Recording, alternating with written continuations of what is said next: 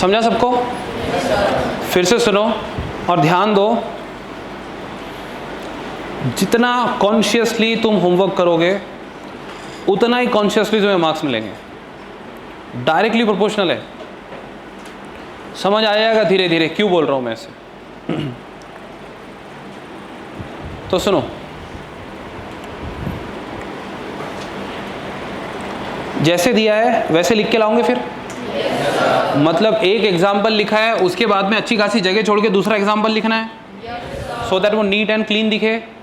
अब उसमें तुम ये काम कर सकते थे कि फॉर एग्जाम्पल इनवर्टिब्रेट जो है उसको अलग कलर की पेन से लिखते और वर्टिब्रेट के एग्जाम्पल अलग कलर की पेन से लिखते। अब यहाँ पे कई लोग ऐसे हैं जिन्होंने लिखा ही नहीं कौन वर्टिब्रेट कौन इनवर्टिब्रेट, कुछ भी नहीं। अब इसने देखो, इसने बेवकूफ ने इनवर्टिब्रेट को फिश लिखा है। शायद बेवकूफ नहीं है, ये बेवकूफ नहीं है। तो बोलने का मतलब ये है कि तुम्हारा ऑब्जर्वेशन कम पड़ रहा है भाई, थोड़ा सा ऑब्जर्वेशन बढ़ाना पड़ेगा। मतलब तुम ध्यान थोड़ा सा कम दे रहे हो, थोड़ा सा ध्यान ज़्यादा दो, जिस वजह से कम ये हो कि कुछ छूटे ना। ठीक है? तो कल का होमवर्क अभी सुन लो, जो पहला होमवर्क था अपना और कल का, मतलब 2 होमवर्क हुए ना अभी तक। यस, वो भी लिखना है, कल का भी लिखना है और आज जो पढ़ाऊंगा वो भी लिखना है। कितनी बार? 5 बार। समझा? कुछ समझा? जिनको जान पे आएगा लिखना वो अपने आप का एडमिशन अभी कैंसिल कर सकते हैं। मेंटली ये सोच लो कि अगर हमसे मेहनत नहीं होती तो मतलब अपना काम नहीं है डॉक्टर बनना, अपन नहीं बन सकते। फिर बता दूं, नीट क्रैक करना जितना आसान है उससे 10 गुना ज़्यादा मुश्किल है एमबीबीएस में टिकना। बहुत मुश्किल से डॉक्टर बनता है।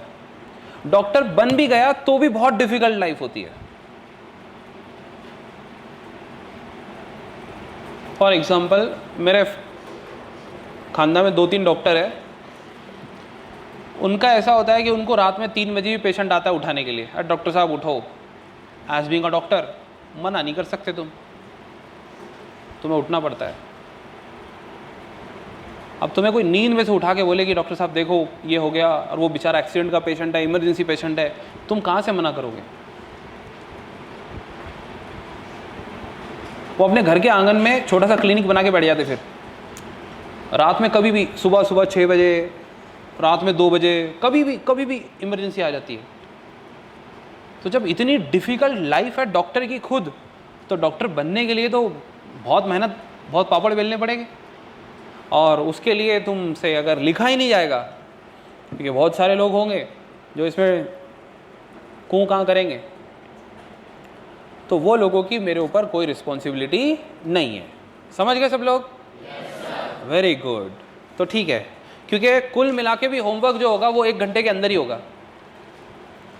अगर मैं तुम्हें 2-4 स्लाइड लिखने के लिए दे रहा हूँ, चलो 5, 6, 7, 8 दे दिया, तो 7-8 स्लाइड सिर्फ ड्रॉ करना है, लिखना भी नहीं है। तो ये होमवर्क कितनी देर में करे तुमने आज का? 15 मिनट। कल का 15 मिनट, कोई 10 ही मिनट बोल रहा है। और फिर आज पढ़ा दूंगा तो 15, 45 मिनट्स। 45 मिनट्स लगेंगे भाई। तो ये तो कुछ नहीं है, अभी 6 घंटे का होमवर्क आने का बाकी है। तो अभी से ऐसे करोगे तो कैसे चलेगा? लेकिन जब वो होमवर्क दूंगा उसके लिए तुम पूरे काबिल होंगे और उतना टाइम भी मिलेगा उसके लिए, टेंशन मत लो। 1 दिन में नहीं बोलूँगा, 1 हफ्ते का होता है वो। समझ में आया? पक्का? क्योंकि जो लोग होमवर्क नहीं कर सकते, अब जैसे कि पिछले वाले अभी भी लिखते बैठे हैं, बेटा तुम खड़े हो जाओ, पीछे वालों जो लिख रहे हैं अभी खड़े, मतलब अपने पैरों पे ऐसे खड़े होते हैं, ऐसे। अरे ऐसे बैठे हो ना अभी, ऐसे खड़े हो जाओ जल्दी। फीमेल बॉडीगार्ड भी हमारे पास, बुलाओ? हाँ, नाइस। क्या लिख रहे थे?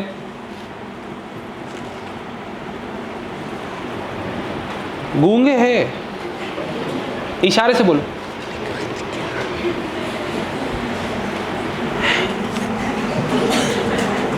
अरे बोलना। होमवर्क कौन सा? बायोलॉजी का, वो तो सबमिट हो गया। केमिस्ट्री का, अरे बोलना भाई, कुछ तो बोल। इधर वाला पहला गूंगा बोलेगा, बोलो कौन सा होमवर्क? बोलना। इसके समझ में नहीं आ रहा। आओ बाहर आओ, बाहर आओ, बाहर आओ, क्लास के बाहर निकलो, चलो। तो बोलने क्यों नहीं जा रहा? बोलो तो सही, मुंह तो खोलो।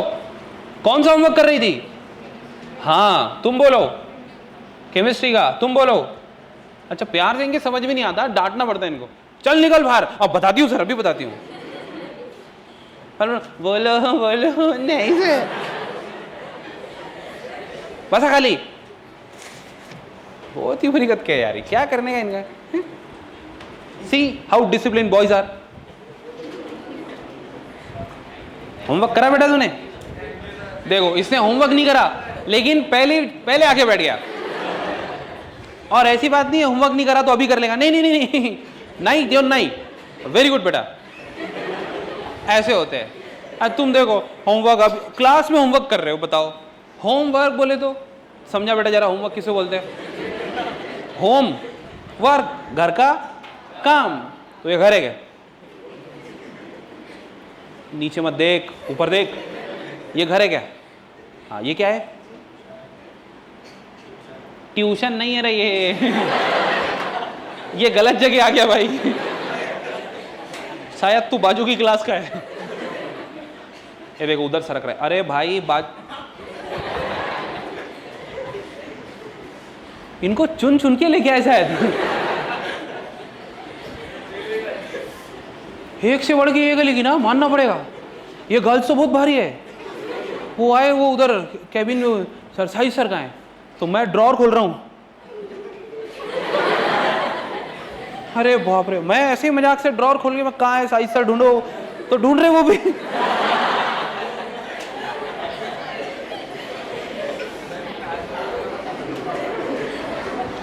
ऐसे मत करो, थोड़ा सा स्मार्ट बनो, है ना? गुड।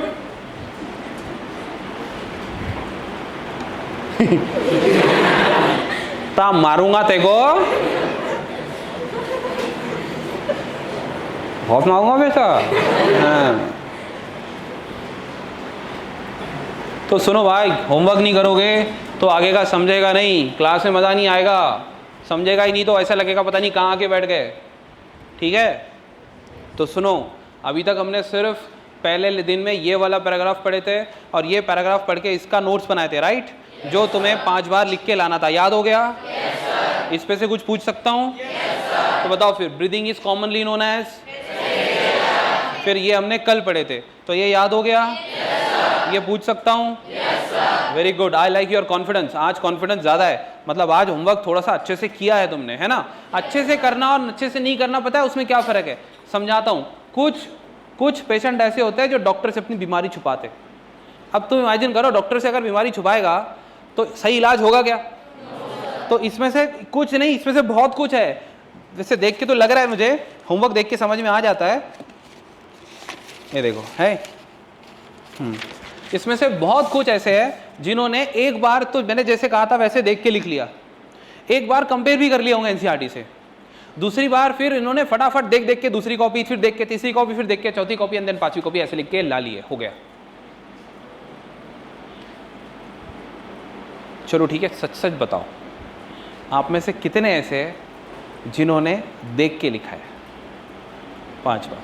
हाथ ऊपर करो with no hesitation. Very good बेटा, वेरी गुड, क्या बात है, वेरी गुड वेरी गुड। हाथ ऊपर करो। देखो, मान लो गलती, आज गलती मान लोगे तो कल को ये नहीं होना पड़ेगा, कल को पछताना नहीं पड़ेगा। गर्ल्स मान लो, गर्ल वैसे भी मानती नहीं, कुछ भी कर ले, नहीं मानती गलती, लेकिन मान लेगी तो अच्छा है भाई। देख मैं पहले बोल रहा हूँ, हाथ ऊपर कर लो।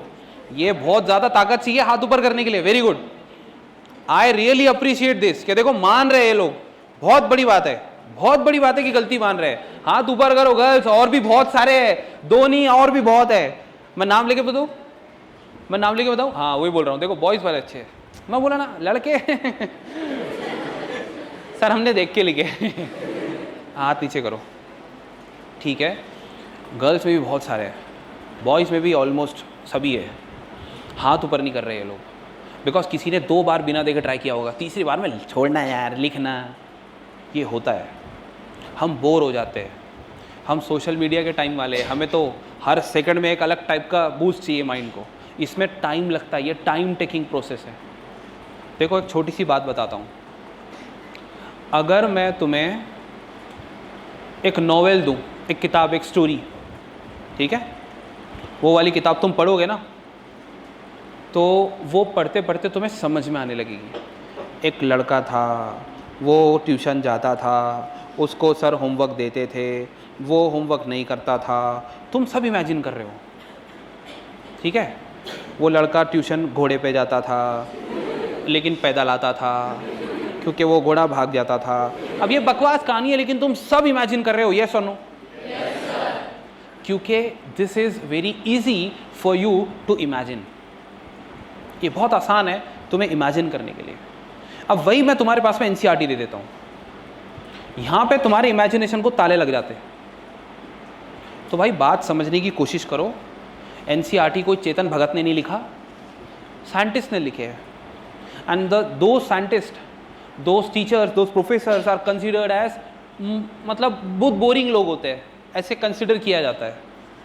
हमारे लिए एंटरटेनमेंट क्या है? मूवीज़, गाने, ये सब चीज़ें। लेकिन उन लोगों के लिए एंटरटेनमेंट नॉलेज है। ये बहुत अलग अलग बातें हैं, 2 अलग अलग दुनिया है। तो मैं यही बोल रहा हूँ, तो इसमें और उसमें फ़र्क क्या है? अगर एक स्टोरी की किताब दूंगा ना अभी, कल सबके सब पूरे पढ़ के आएंगे, बिकॉज तुम एक लाइन पढ़ रहे हो तो दूसरी लाइन इमेजिन करके फिर वापस पढ़ रहे हो, और पूरा पूरा एक बार पढ़ा तो पूरी स्टोरी याद हो गई। मूवी एक बार देखते पूरी स्टोरी बता सकते हैं। ऐसा क्यों?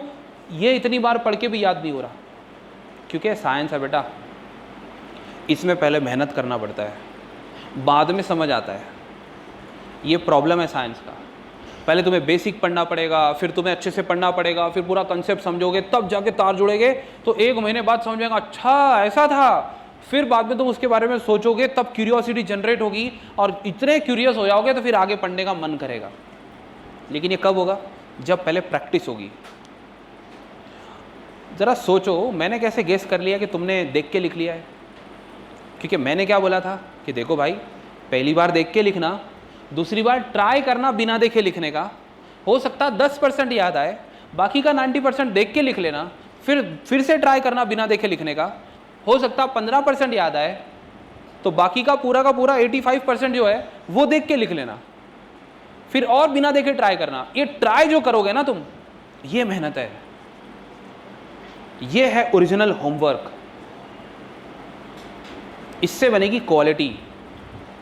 देखो ज़्यादा बड़ी बात नहीं बोलता हूँ मैं सिर्फ ये बोल रहा हूँ, by the end of our syllabus, by the end of our syllabus, ध्यान से सुनना। अगर तुम सारे इंस्ट्रक्शन मान के चलते हो, प्रैक्टिस और मेहनत करने के लिए रेडी हो, वो भी इतनी, बस 1 घंटे से ज़्यादा होमवर्क नहीं दूंगा, पहले बता रहा हूँ, 1 घंटा बस। चैप्टर ख़त्म होगा तो बस तब होमवर्क बड़ा करेगा, नया चैप्टर शुरू हो गया, पूरे चैप्टर जब तक चलेगा, 1 महीना 1.5 महीना जो भी है, तो तब तक सिर्फ 1-1 घंटे का होमवर्क दिन भर में। बाकी तुम अपना कुछ भी करो, फिर घूमो फिरो, कुछ भी करो, 1 घंटा होमवर्क कर लो बस। और उसमें प्रॉमिस क्या है मेरा कि bye the end of this syllabus, पूरा सिलेबस तुम 2 दिन में, अगर मैं बोलूँ कि पूरी एनसीईआरटी बिना देखे लिख सकते हो, तुम बोलोगे सर हाँ लिख सकते हैं, बट ऐसी नहीं होगी, ऐसी होगी जो हम ड्रॉ करते हैं ना, जो ड्रॉ करके मैं तुम्हें नोट्स दे रहा हूँ, वो फॉर्म में होगी। तुम पूरी एनसीईआरटी खुद लिख सकते हो। अब तुम बोलोगे सर ऐसे होता क्या? बेटा, जिन बच्चों को कंप्लीट बायोलॉजी मैंने पढ़ाया है, उनसे जाके पूछ लो, पूरा कंप्लीट लिख सकते हो। नीट एग्ज़ाम के जब प्रिपरेशन लीव मिलती है, उससे पहले 1 दिन यहाँ बैठ के पूरे दिन में 11th पूरा लिख के बताया उन्होंने, दूसरे दिन बैठ के 12th पूरा लिख के बताया, 1 दिन में, 1 दिन में। ऐसे नहीं आ रहे 360 में से 360, मेहनत है उसकी, प्रोसीजर है, टेक्निक है, साइकोलॉजी होती है कुछ, तब जाके मार्क्स आते हैं, तब जाके रिजल्ट आता है। इतना आसान थोड़ी है। अब देखो तुम पहली दिन हार मान गए, सब ने प्रॉमिस करे थे कि सर नहीं हम तो मानेंगे, काय देखो बात ही नहीं मान रहा कोई। नहीं समझ आ रहा तुम्हें? मेरी बात समझ रहे हो या नहीं समझ रहे हो? हाँ, तो सुनो, एकदम प्रिसाइजली बात माननी पड़ेगी, तब जाके कुछ बात बनेगी, नहीं तो फिर वही होगा। 2 साल, देखो मेरे पास दूसरा तरीका है। दूसरे कोचिंगों में पता है क्या होता है, मतलब मैं ही जब दूसरी जगह था तब क्या होता था, question paper easy, homework negligible, और होमवर्क कोई चेक भी नहीं करता। बच्चे को लगता चेक ही नहीं कर रहा तो करना क्यों है, कभी करते हैं कभी नहीं करते, कभी नहीं करते हैं। मार्क्स कम भी आ रहे तो बोलने वाला कोई नहीं है, एब्सेंट रह रहे तो बोलने वाला कोई नहीं है। तो ऐसे करके बच्चे के 2 साल एकदम फ्रीडम से गुजरते हैं और उसको